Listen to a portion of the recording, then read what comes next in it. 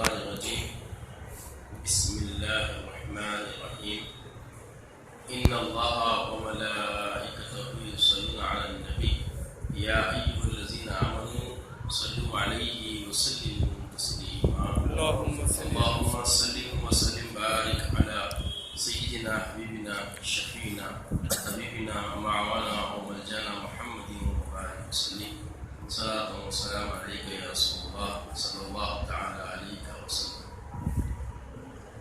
بزرگان دین، عزیز بلادان اسلام، ہم الحمدللہ نجاست خفیفہ سے نجاست غلیظہ کی طرف گفتگو کر رہے تھے. وضو کے مسائل مکمل ہونے کے بعد ہم غسل کے مسائل کی طرف آگے بڑھ چکے ہیں.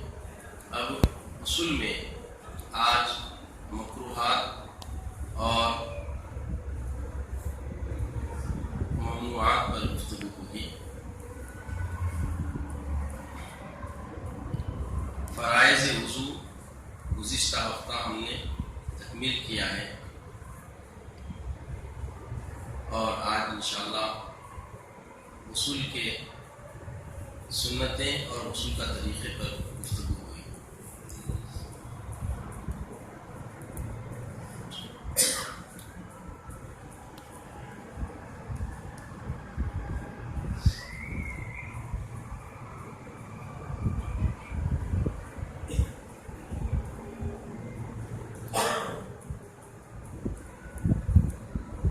غسل کی سنتیں. غسل میں 5 سنتیں ہیں. دونوں ہاتھوں کا پاؤں تک دھونا، شرمگاہ کا دھونا، جسم سے نجاست کا جہاں کہیں لگی ہے دور کرنا، وضو کرنا، تمام جسم پر 3 مرتبہ پانی بہانا. اب شرمگاہ جو دھونے کے بارے میں بتایا گیا ہے، شرمگاہ دھونا نجاست رہے تو ہی دھونا ایسا نہیں ہے. نجاست لگی ہوئی ہو یا نہ ہو، ہر 2 حالت میں ہمیں کیا کرنا ہے؟ شرمگاہ کو دھونا ہے. غسل کے مستحبات: نیت کرنا، ہاتھ دھوتے وقت بسم اللہ کہنا، جسم کو مل مل کر دھونا، ایسی جگہ نہانا جہاں کوئی نہ دیکھے. وہ امور جو وضو پہ مستحب ہیں سوائے قبلہ رو ہونے کے، دعا پڑھنے اور بچا ہوا پانی پینے، سب چیزوں میں غسل میں بھی وہی مستحبات شامل ہیں. اب رہے غسل کے مکروہات. غسل میں یہ امور مکروہ ہیں. یہ 5 امور ہے جملہ. بلا ضرورت ایسی جگہ نہانا جہاں کسی غیر محرم کی نظر پہنچ سکے. جیسے مسجد میں کوئی معتکف ہے، اندر حمام ہے، حمام رہنے کی سہولت اس کو معلوم بھی ہے، علم میں بھی ہے، اس کے باوجود کیا کریں؟ جا کے ہاؤس پہ غسل کریں. تو یہ کیا ہے؟ ہر چیز کی سہولت ہونے کے باوجود جو عمل کیا جا رہا ہے کیا ہے؟ یہ مکروہ عمل ہے. اور بلا ضرورت ایسا کام کرنا یہ مکروہ ہے.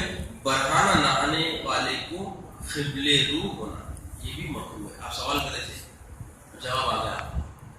بلا کسی ضرورت کے برہانہ ہو جانا اور برہانہ ہو کر قبلے رو ہونا کیا ہے؟ یہ مکروہ ہے. بسم اللہ کے سوا اور دعاؤں کا پڑھنا، بلا ضرورت کلام کرنا. یعنی بسم اللہ پڑھنا ہے، اس کے بعد اب کچھ تو بھی یہ وہ دعائیں غسل کرتے ہوئے آوازوں سے پڑھنا ہے، یہ کیا ہے؟ مکروہ ہے. بلا ضرورت کلام کرنا. اب غسل کرتے کرتے کوئی کوئی بیٹھے ہوئے باہر وزٹ کرنے آ گئے، ملاقات کے لیے آ گئے، ان سے بات کرتے ہوئے آپ پانی نہ آئے، یہ بھی کیا ہے؟ مکروہ ہے. وہ امور جو وضو میں مکروہ ہے وہ سارے امور غسل میں بھی مکروہ ہے. یعنی گندا پانی جمع ہو رہا ہو، ذرا نظیر جگہ رہنا، یہ جو چیزیں بتایا تھا نا وہ ساری چیزیں. اب غسل کا مسنون طریقہ، اس میں مستحبات، سنتیں، فرائض، یہ ساری چیزیں شامل ہیں.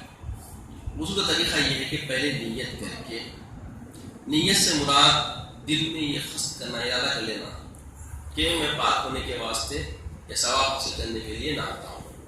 اگر چاہے تو زبان سے بھی یہ الفاظ کہے نویت ان اغتسل من غسل الجنابۃ لرفع الحدث، یا لیکن یاد رہے کہ نیت کا وقت غسل شروع ہونے سے پہلے ہے. غسل شروع کرنے کے درمیان میں سوچ لے رہے ہیں خالی، تو لوگ آج کل نیت کو سوچ کو سمجھ رہے ہیں. سوچ الگ چیز ہے، ارادہ الگ چیز ہے. نماز کی سوچ سے آئے رکعت بھر ٹھہر گئے، ارادہ خلیص نہیں کر رہے تھے آپ، تو نماز بظاہر لوگوں کو ذکری ہو رہی، مگر حقیقت میں جو پڑھنے والا ہے اگر وہ نیت نہیں کیا ہے، ارادہ پکا نہیں کیا ہے، خالی سوچ میں آ گیا نماز ٹھہر گیا، نماز اس کی کامل نہیں ہے. نیت کا مطلب کیا ہے؟ ارادہ، دل سے پورا قطعی ارادہ ہونا، اور ایک کام سے پہلے پورے فکر و فہم میں بات بسی ہوئی رہنا. نیت ضروری ہے. اس کے بعد پھر بتایا گیا کہ بسم اللہ الرحمن الرحیم کہہ کر دونوں ہاتھ پاؤں تک 3 دفعہ دھوئے. پھر اس کے بعد شرمگاہ میں گئے، اگرچہ نجاست نہ ہو، پھر جسم پر جہاں کہیں نجاست لگی ہو دھو ڈالے. اس کے بعد ہاتھ خوب مٹی سے رگڑ کر دھوئے، پھر وضو کرے. لیکن غسل کی جگہ مستعمل پانی جمع رہتا ہو تو پیر نہ دھوئے، کیونکہ پیر اخیر میں دھونا ہے، کیونکہ غسل کے بعد دوسری جگہ ہٹ کر دھوئے. وضو کے بعد سر کے بالوں کو تر کر کے پہلے سر پر پانی ڈالے، پھر داہنے مونڈے پر، پھر بائیں مونڈے پر، اس قدر کے سارا جسم تر ہو کر پانی ٹپکنے لگے اور سارے جسم کے ہر حصے پر پانی پورا پہنچ جائے. اس طرح کے بالوں میں انگلیاں ڈال کر 3 مرتبہ اس کا خلال بھی کر لے، تاکہ انگلیوں کے جو کچے یہ ہے اس میں بھی بہت تری خشکی رہ جاتی، خشکی ہرگز رہنے نہ پائے. اور تمام جسم کو ہاتھوں سے ملے. یہ 1 مرتبہ پانی تمام جسم پر پہنچ گیا. پھر اسی طرح اور 2 بار پانی سر اور مونڈوں پر ڈالے، تاکہ 3 مرتبہ تمام جسم پر پانی پہنچ جائے. جو مسنون ہے بس غسل ہو گیا. غسل کے بعد مقام غسل سے ہٹ کر اگر پہلے پیر نہ دھوئے ہوں تو پیر دھو ڈالے، اور کسی خشک اور پاک کپڑے سے جسم کو ڈھانک لے اور صاف کر لے.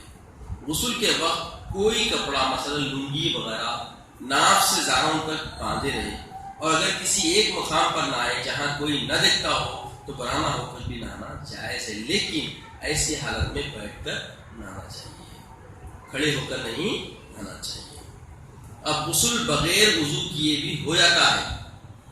ناک میں پانی چڑھایا، کلی کرے، ناک میں پانی چڑھائے، سارے جسم میں پانی بہائے، غسل تو ہو جاتا ہے.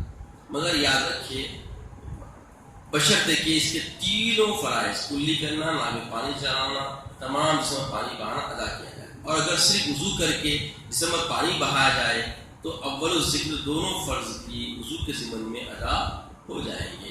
یعنی آپ وضو کیے، اس کے سارے جسم میں پانی بہا دیے تو بھی آپ کا غسل ہو گیا. آپ وضو نہیں کیے تو بھی غسل، اگر تینوں فرائض ادا کرے تو غسل ہو جائے گا. مگر سنت طریقہ کیا ہے؟ پہلے وضو کر لینا.